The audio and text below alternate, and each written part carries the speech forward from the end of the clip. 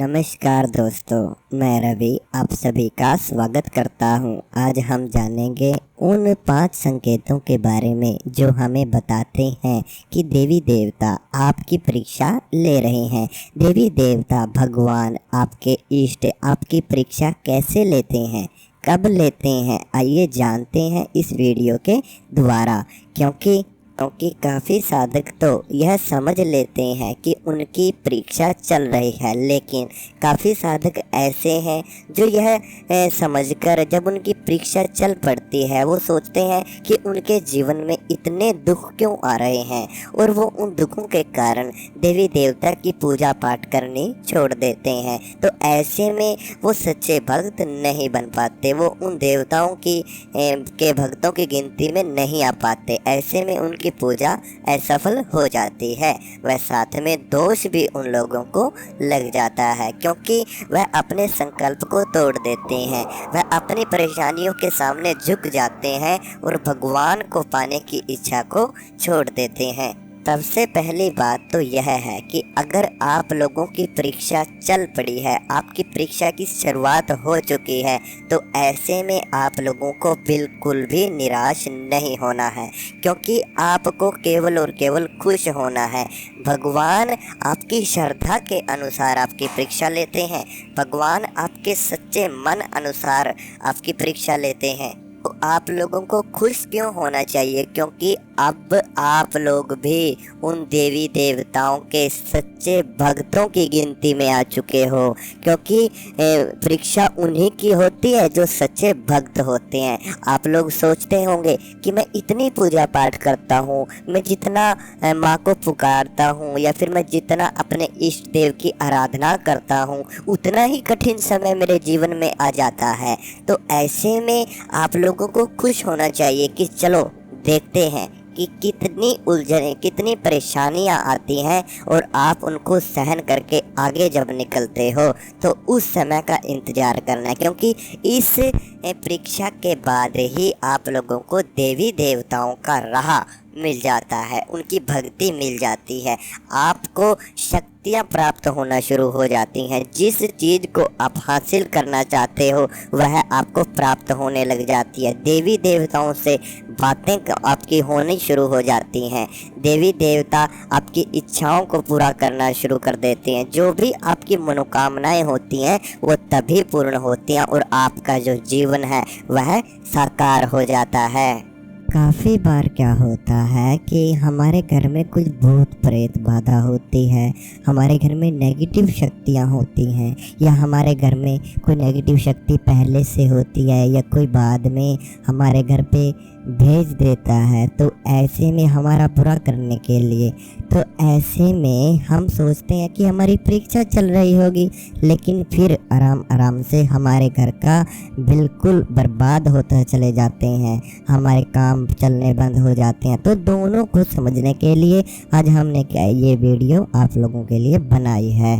तो सबसे पहला जो संकेत है कि आप जब भी पूजा करोगे, अगर आपकी परीक्षा चल रही होगी, तो जब आप पूजा करोगे आप लोगों को देवी देवता तो नज़र आएंगे ही आएंगे, ठीक है। जब परीक्षा चलती है, देवता के मंदिर, देवी देवता की तस्वीरें, उनकी मूर्तियाँ, या फिर जो भी आप अपने देवी देवताओं से बात करना चाहते हो, वो देवी देवता की जो वो है, जो तस्वीर है, जो कृति है, आपसे बात भी करेगी, सपने में आपसे बोलेगी भी, ठीक है, आपको दिखाई भी देगी, लेकिन वह आपकी पूजा में हल्की हल्की अड़चने डाल देती है। जैसे आप पूजा करने जाओगे, जब भी आप पूजा करते हो, जो समय है आप लोगों का पूजा करने का, तो जब भी आप उस समय पर पूजा के लिए जाओगे तो कोई ना कोई काम आप लोगों के बीच में आते रहेंगे, उसी समय पर काम निकलने शुरू हो जाएंगे। आप लोग समझोगे कि जब मैं पूजा करने जाता हूँ तभी मेरे कामों की रुकावट क्यों आती है, और उसके बाद आप लोगों को हल्का हल्का क्रोध भी आना शुरू हो जाता है। आप लोग समझते हो कि मुझे पूजा के समय क्रोध क्यों आ रहा है, तो यह भी एक परीक्षा का कारण हो सकता है, ठीक है। इसी प्रकार से आप लोगों के जो घर में ठीक है, वह बिना बात का आपको एक ऐसा चिड़चिड़ापन सा आपको महसूस होगा कि जैसे वो आपको चिल्लाते हैं। आप जब पूजा करोगे तो वो जैसे आपको रोकते हैं। आपके घर के पारिवारिक सदस्य आपकी पूजा में रुकावट डालने की कोशिश करेंगे, आपको ऐसा महसूस होगा, लेकिन वो नहीं करेंगे।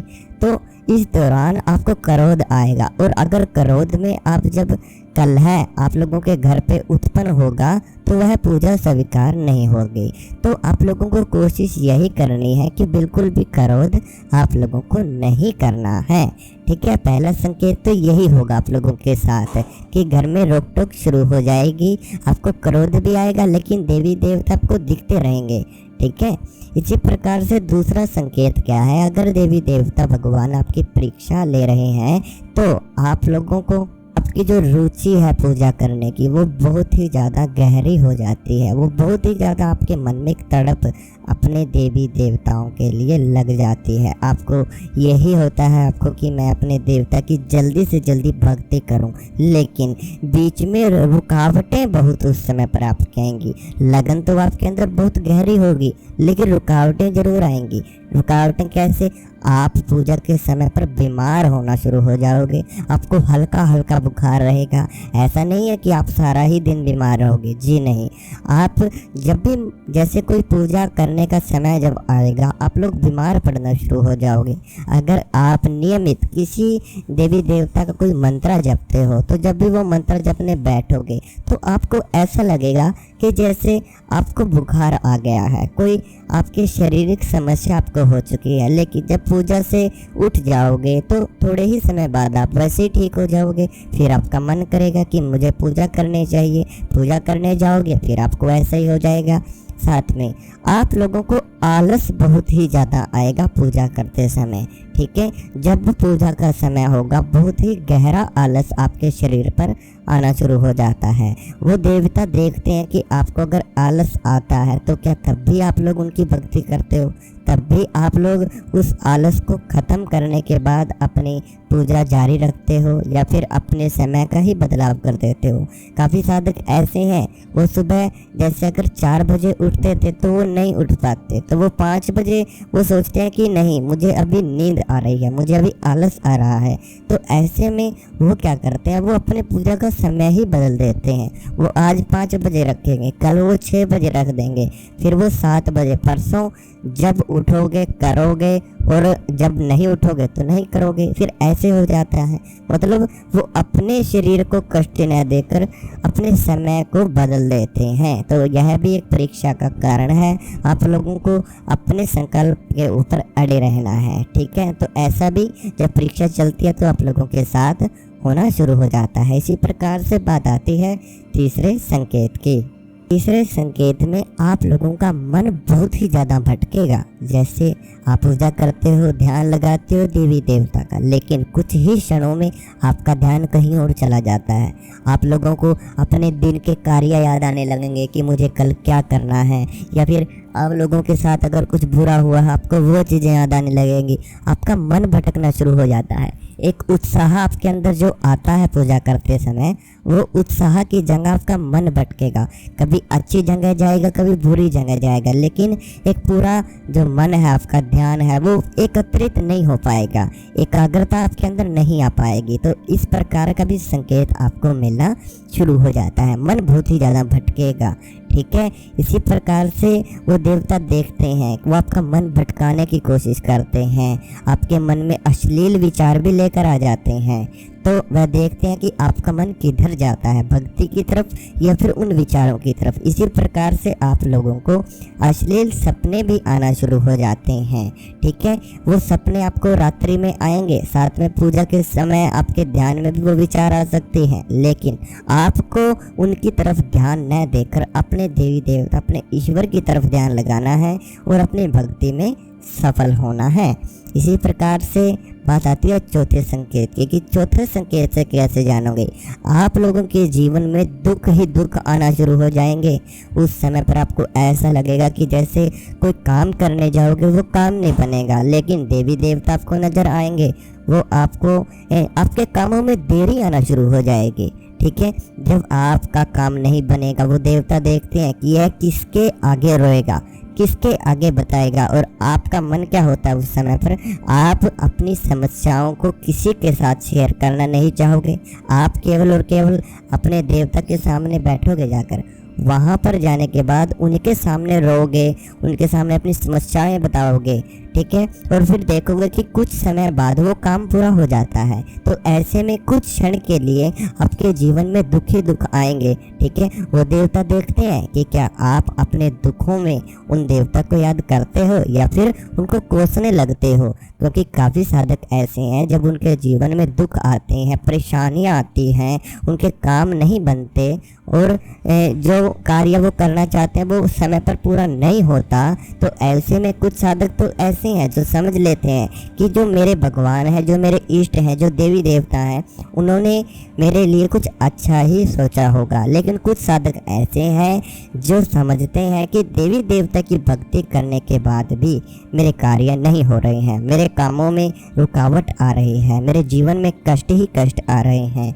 तो ऐसे में वह साधक असफल हो जाते हैं। तो आप लोगों को दुख में भी अपने देवी देवताओं को भूलना नहीं चाहिए। यह दुख केवल कुछ क्षणों के लिए ही होते हैं, क्योंकि आपके जो बुरे कर्म हैं वह कटते हैं, इनमें आपके पापों का प्रायश्चित हो जाता है। और उन्हीं प्रायश्चित करने के बाद पापों का, तभी आप लोगों को देवी देवता की ही भक्ति प्राप्त होती है, तभी वो प्राप्त होती है, वो शक्ति आपको मिलती है। इसी प्रकार से पांचवा संकेत है। पांचवा संकेत क्या है कि देवी देवता आपको आपके जो मन की इच्छाएं हैं उनको पूरा कर देते हैं। मतलब दुख का समय भी आएगा और अच्छा समय भी आता है परीक्षा के समय में, ठीक है। लेकिन दोनों समय में देवी देवता आपके साथ रहते हैं, ठीक है। ऐसा नहीं कि देवी देवता आपको दुख ही दुख डालकर वो दूर चले जाएंगे, जी नहीं, वो आपका साथ देंगे। जैसे हल्के हल्के काम आपके अपने आप ही होते रहेंगे। तो इसी प्रकार से पांचवा संकेत है, उसमें आपके लिए अच्छा ही अच्छा होगा। वह आपका मन भटक जाता है, जैसे आपके कार्य इतने चलने लगे कि आप बिल्कुल व्यस्त हो जाओगे अपने कामों में, ठीक है। वो देवता तब भी देखते हैं कि यार अपनी खुशियों में भी क्या मुझे याद करता है, क्या आप अपना जो आपका जो कार्य है, आपका जो रोजगार है, आप कि कहीं जॉब लग जाती है या फिर आप कोई कार्य, आपका कोई व्यापार आप करने लग जाते, वो अच्छा चल जाता है, तो देवी देवता उसमें देखते हैं कि क्या अब इसकी इच्छाएं पूरी हो चुकी हैं, अब इसके मन की इच्छाएं सफल हो चुकी हैं, इसका रोजगार अच्छे से चलने लगा है, इच्छाएं पूरी हो चुकी हैं, तो क्या अभी ये मुझे याद करता है। अगर आप अपना रोजगार, अपने व्यापार के साथ साथ तब भी उस देवता की भक्ति उतनी ही करोगे जितनी आप पहले करते थे, तभी आप उस परीक्षा में सफल होते हैं। क्या पता आप अपनी इच्छाओं को पूरा करने के बाद उन देवी देवताओं को ही भूल जाएं, उन देवताओं को याद ही ना करें, आप उनकी भक्ति ही ना करें, तो ऐसे में आप असफल हो जाएंगे। तो ये परीक्षा के कुछ संकेत होते हैं, आप लोग अच्छे से इनको समझ लेना। साथ में परीक्षा के साथ साथ काफ़ी बार हमारे घर में भूत प्रेत नेगेटिव शक्तियाँ भी चल जाती हैं, जिनकी वजह से हमारे जीवन में कष्ट ही कष्ट आएंगे। भगवान कभी ऐसा नहीं सोचते कि मेरे साधक को, मेरे भक्त को इतनी समस्याएं आ जाएं कि वो पूजा ही ना कर पाए, कि वो हमेशा बीमार ही पड़ा रहे। देवी देवता आपको चोट नहीं पहुंचाना चाहते कि आपके नुकसान पर नुकसान हो रहे हैं। देवी देवता आपको कंगाल नहीं करना चाहते परीक्षा में कि आप लोग बिल्कुल ही कंगाल हो चुके हैं, आपको रोटी भी प्राप्त नहीं हो रही। मान लीजिए, हाँ होता है ऐसे कि आप लोगों का एक समय ऐसा आता है परीक्षा में कि जिसमें आप लोग तरस जाते हो, ठीक है, तरस जाते हो हर चीज़ के लिए, लेकिन वो इतना नहीं होता कि आप लोग बिल्कुल ही बेघर होकर बैठ जाओ, ठीक है। परीक्षा होती है लेकिन इतनी भी नहीं होती, देवता आपका साथ देंगे। लेकिन जब आप लोगों के घर में कोई नेगेटिव शक्ति आती हैं तो आपके शरीर को तकलीफ़ देती हैं, आपके परिवार को तकलीफ़ देती हैं, ठीक है। और परीक्षा केवल आपकी होगी, ना कि आपके पूरे घर की। जब आपके पूरे ही घर में बीमारियां, कलेश, संकट इस प्रकार से दिखने लगे तो आप लोगों को अपने घर का इलाज ज़रूर करवाना चाहिए, अपने बारे में ज़रूर किसी न किसी को दिखाना चाहिए। तो अगर कोई साधक हमसे बात करना चाहता है तो स्क्रीन पर दिया गया व्हाट्सएप नंबर है, आप उन पर जाकर अपनी समस्या बता सकते हैं और अपनी समस्या का समाधान जान सकते हैं। तो साथ में केवल और व्हाट्सएप मैसेज ही आपको करना है। साथ में अगर कोई आपको वीडियो अच्छी लगी हो तो चैनल को सब्सक्राइब जरूर करना। हम मिलते हैं कल आपको एक नई वीडियो के साथ।